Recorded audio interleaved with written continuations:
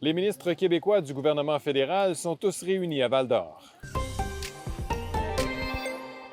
Bonsoir tout le monde.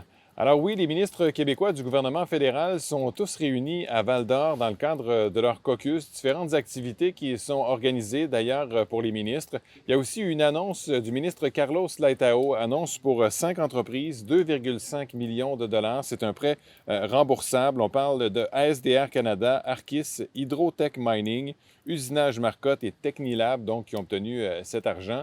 Il y a aussi un 5 à 7 qui est prévu ce soir avec la présence de différents ministres où les gens d'affaires pourront poser des questions. On a d'ailleurs eu l'occasion de rencontrer François-Philippe Champagne et Stephen Guilbeault. Les meilleures pratiques qui viennent du milieu minier ici sont exportées à travers le monde. Alors, moi, je pense qu'il y a un élément de fierté, mettre en valeur nos régions, mettre en valeur aussi, comme Stephen le dit, on a une voix forte pour le Québec. Là. La députation québécoise à Ottawa, elle est forte, elle est importante en termes de normes.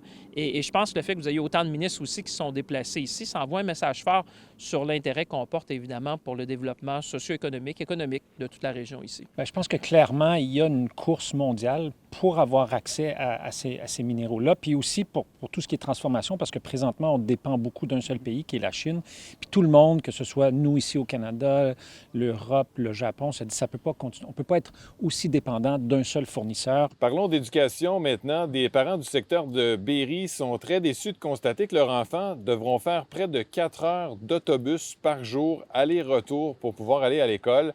La raison, c'est qu'il y a des travaux sur le pont Saint-Gérard dans ce secteur, donc ça fait en sorte qu'il y a un long détour. Les enfants vont devoir partir à 6 heures le matin, revenir à 17 heures. Donc, c'est les parents qui dénoncent la situation. Du côté du centre de service scolaire Aricana, ce qu'on mentionne, c'est que ce sera jusqu'à la mi-octobre et que c'était le meilleur scénario possible pour eux. En terminant, vous pouvez le constater, ça a été fait ce week-end. C'est installé à Rouyn-Noranda sur le lac Ossisco, la statue de bronze, l'enfant lumière. Ça a nécessité vraiment beaucoup de travail. Ça s'est terminé là, dans la nuit de vendredi à samedi, alors que ça devait se faire le matin au cours de la journée de vendredi. Donc, beaucoup de travail pour les gens sur place, mais c'est maintenant installé et visible pour toute la population de Rouyn-Noranda.